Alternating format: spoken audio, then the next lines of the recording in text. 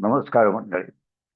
आपण ज्योतिषशास्त्र शिकताना एक गोष्ट फार अवश्य लक्षात ठेवावी की ज्योतिष प्राथमिक शिकून झाल्यावर आपण ज्योतिषात ते शिकावं की ते छोटं आहे, सूत्र रूपात आहे आणि पत्रिका समोर आल्यावर मला ते नक्की लगेच वापरता येईल, वापर योग्य, म्हणजे ज्याला म्हणतो अप्लाइड ऍस्ट्रॉलॉजी. त्याचे दोन अनेक फायदे असतात. एक फायदा असा असतो की तुमचा कॉन्फिडन्स वाढतो की ओके, मला काही ना काहीतरी ज्योतिषात असं येत आहे की जे मी तात्काळ प्रत्येक पत्रिकेबद्दल करू शकतोच, काही झालं तरी. एक मुद्दा. दुसरा मुद्दा असा आहे की ते सोपं असल्यामुळे जातकाला समजतं, तो सल्ला किंवा ती उपाय वापरतो, त्याला त्याचा फायदा होतो. असा जेव्हा तो फीडबॅक देतो तेव्हा तुमचा आणि त्याचा दोघांचाही कॉन्फिडन्स वाढतो. म्हणून पहिला नियम लक्षात ठेवा की ज्योतिषात सूत्र रूपात, छोट्या छोट्या रूपात अशा गोष्टी शिकाव्यात की ज्या नक्की वापरता येतील.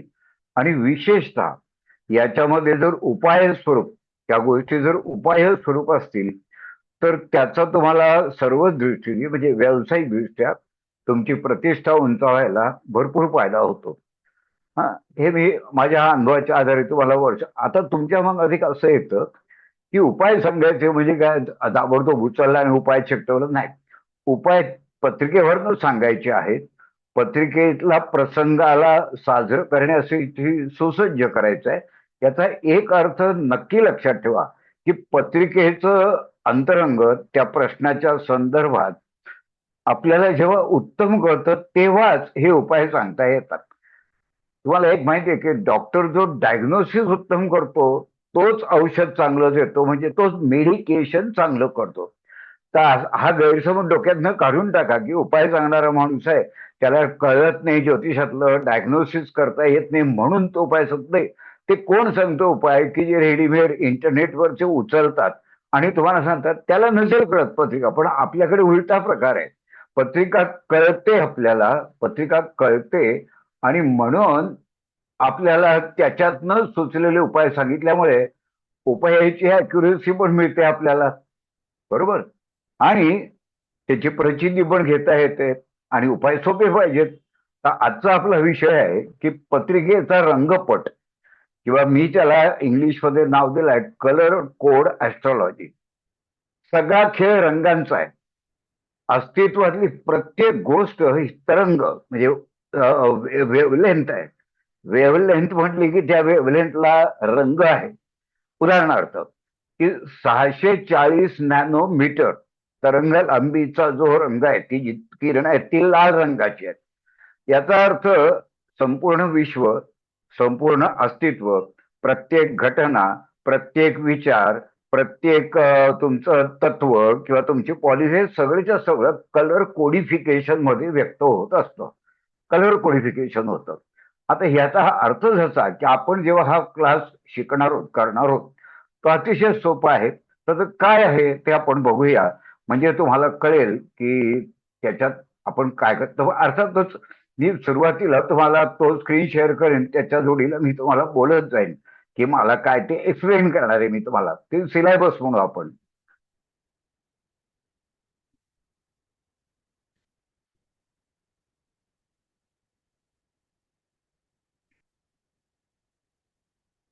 बर.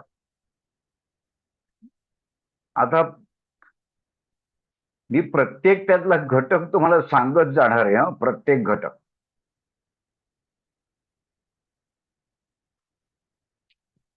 आता हे जे आपल्याला पत्रिकेचा रंगपट शिकायचा आहे, काय करायचं आहे तर प्रत्यक्ष वापरण्याचं ते ज्योतिष आहे.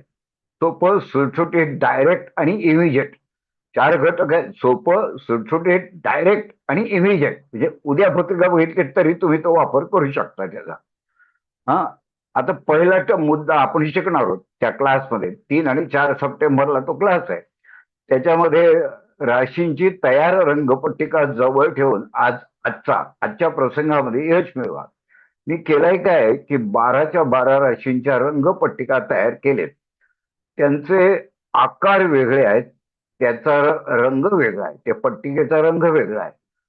तो रंग मी कलर कोडिफिकेशनचा अभ्यास केल्यानंतर, जसं मी सांगितलं की 640 नॅनोमीटर म्हणजे लाल रंग, असा प्रत्येक रंगाचा अभ्यास करून त्या राशीला तो रंगपट्टिका तयार केली.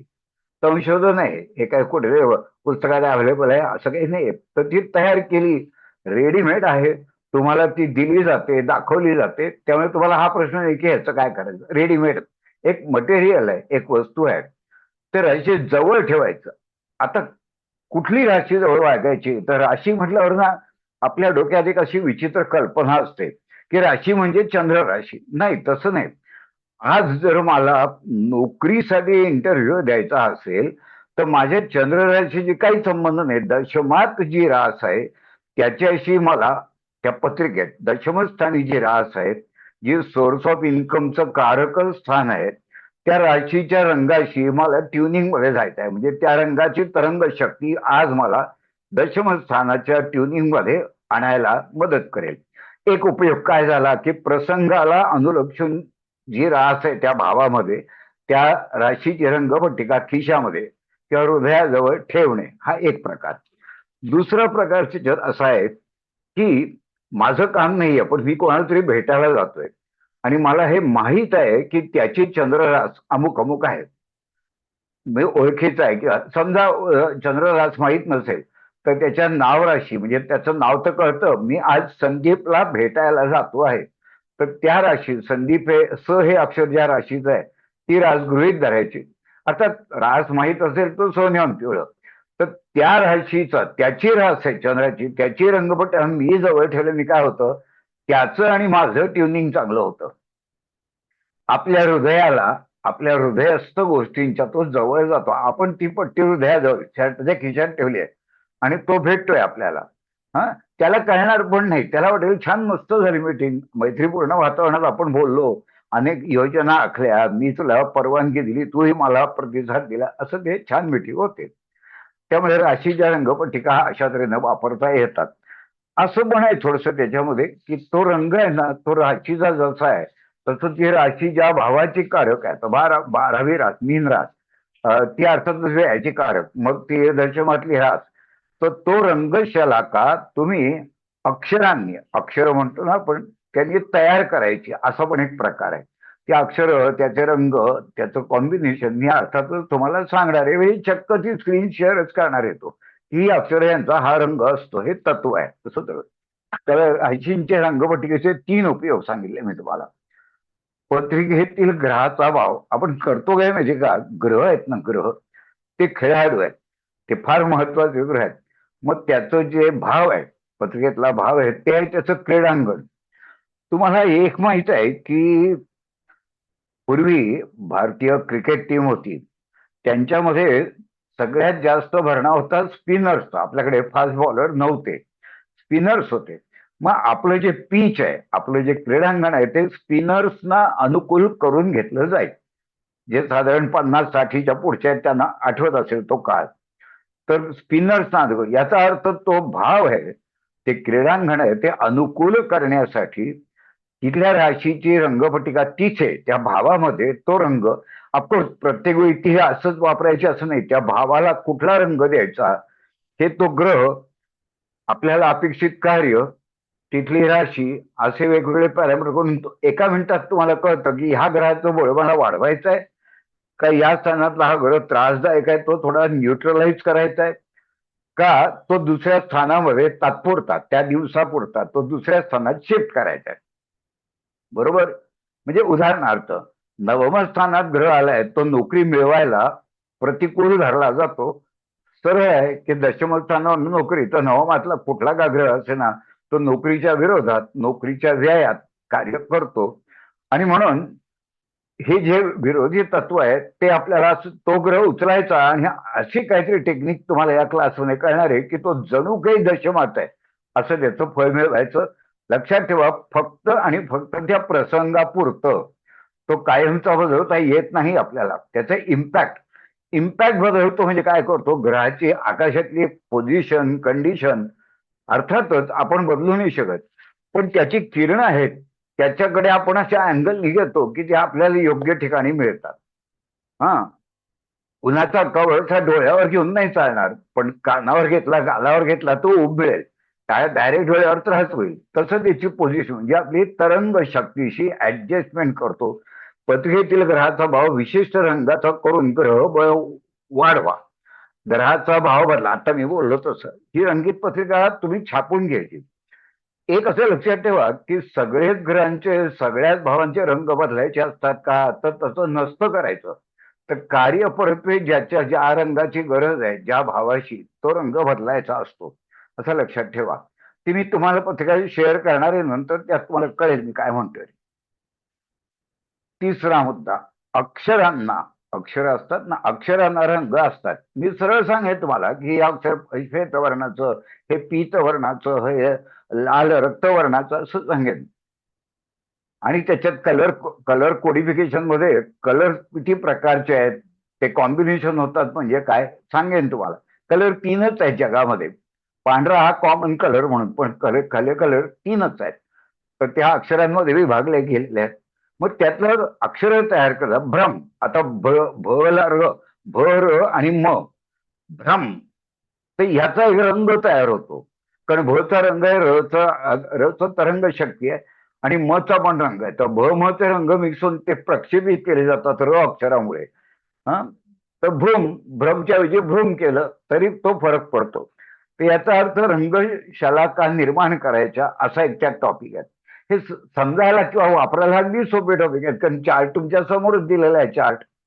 हा, आता चौथा एक प्रकार आपण पत्रिका मॅनेज करण्यासाठी, त्या प्रसंगापुरती हे लक्षात ठेवा, पत्रिका मॅनेज करण्यापूर्वी तुमचं पोटेन्शियल आज, आत्ता, या प्रसंगी या व्यक्तीच्या समोर सर्वोत्तम दिसण्यासाठी तुम्हाला आणखीन एक उपाय आपण करणार होतो. मनगटाला रंगीत धागा गुंडाळून, मनगटाला रंगीत धागा गुंडाळून, मी त्याला सावित्री रंगकण चिकित्सा असं म्हणतो.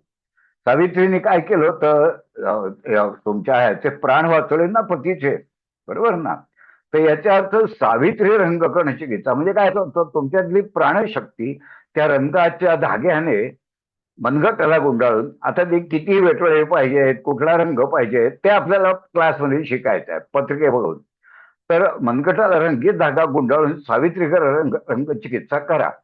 तुम्ही म्हणाल की ह्या सगळ्यामध्ये मनगट का निवडलं. त्याचं एक शास्त्रीय कारण सांगतो तुम्हाला. मनगटात मनगट हे ज्योतिषशास्त्रामध्ये मिथुन राशीच्या अंमलाखाली येतं, बरोबर ना. मिथुन, मनगटाची रास कुठली, मिथुन.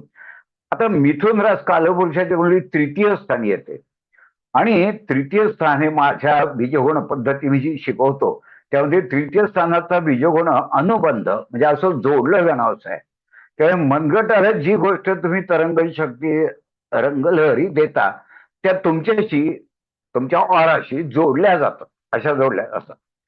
त्यामुळे हा एक मुद्दा. दुसरा मुद्दा असा की मेडिकली तुमच्या हा तुम्हाला असं कळेल की फोरान म्हणजे जो पुढचा जो बाहू आहे, बाहू, त्याचं हाड आहे ते सगळ्यात स्लो त्याची वाढ होते, सगळ्यात स्लो.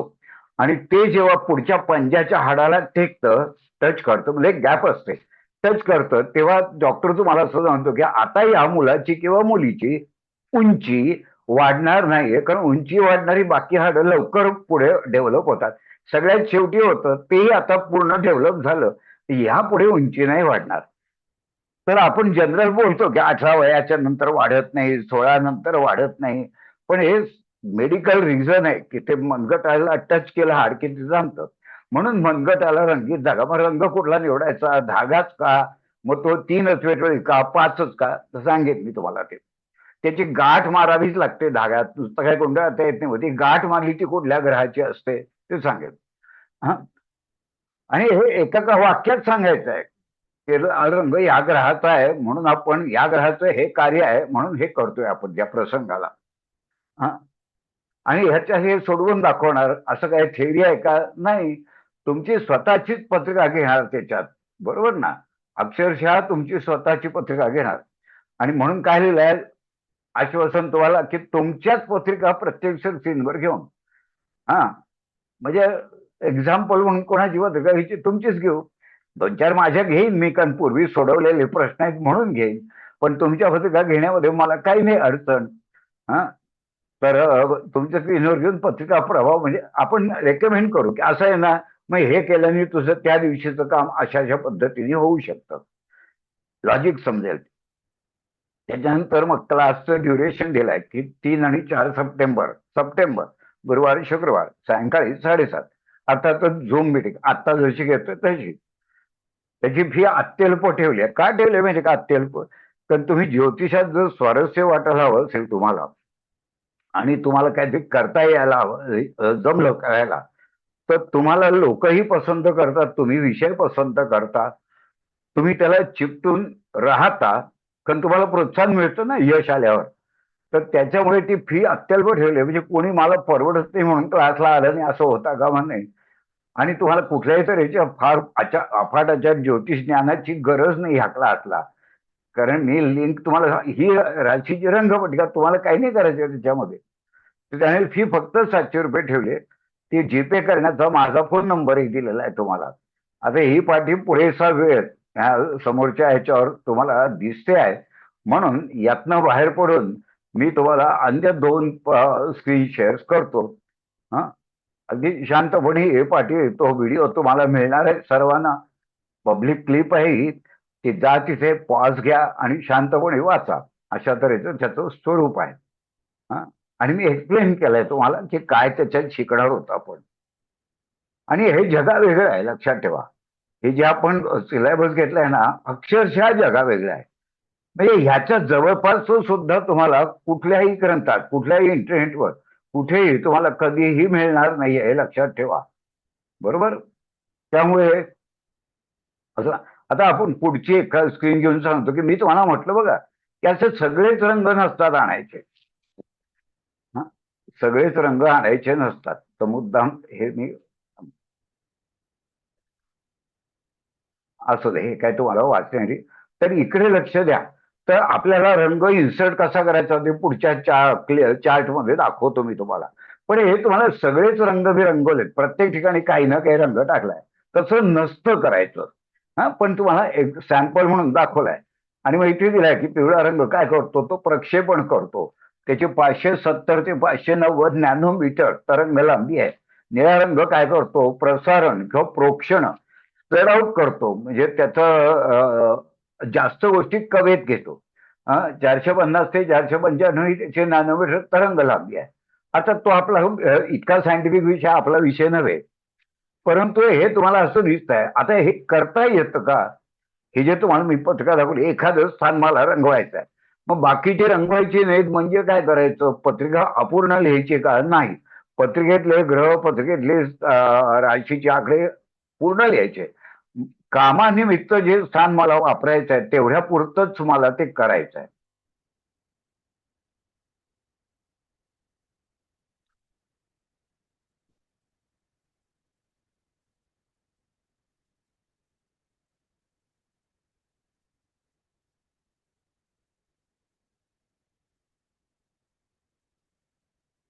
थोडं थांबा.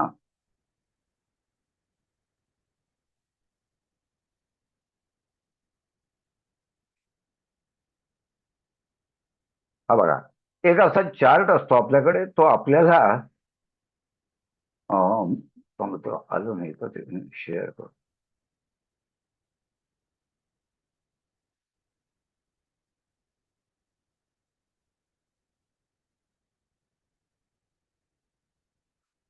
हे करते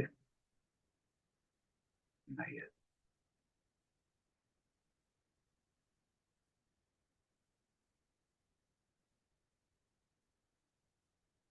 तर आता आता मला अतिशय तुम्हाला ही पत्रिका दिसत असेल. अं, हं,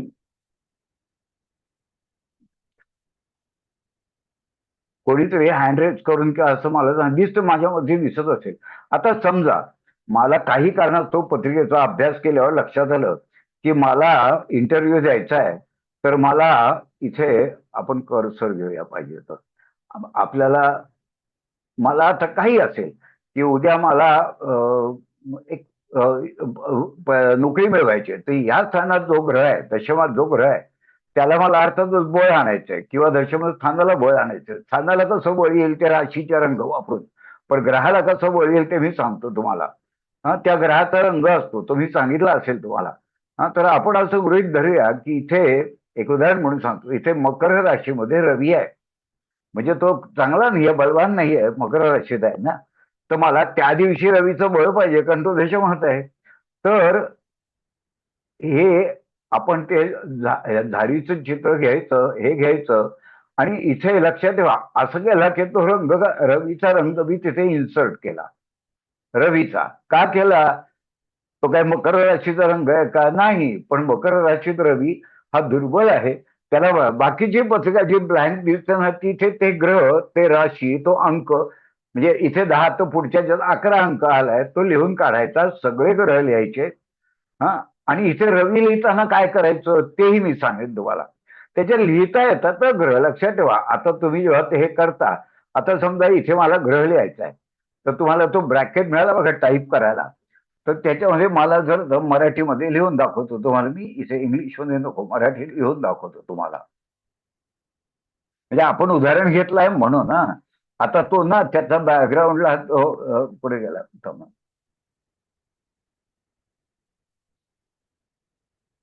बघूया तो काय, कसं त्याचा रंग बदलायला लागेल आपल्याला.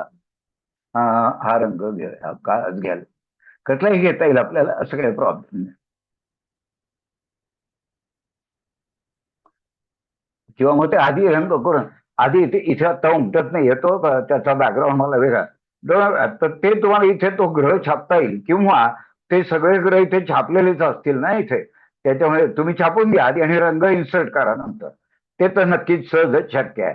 की जसं इथे इथे आता काय असतं की ज्याची तुम्ही म्हणता की इथे 10वी राहत आहे, 11 12 1 म्हणजे इमेजच्या लग्नाची पत्रिका झाली, तर इथे तुम्हाला एक आकडाही छापता येतो.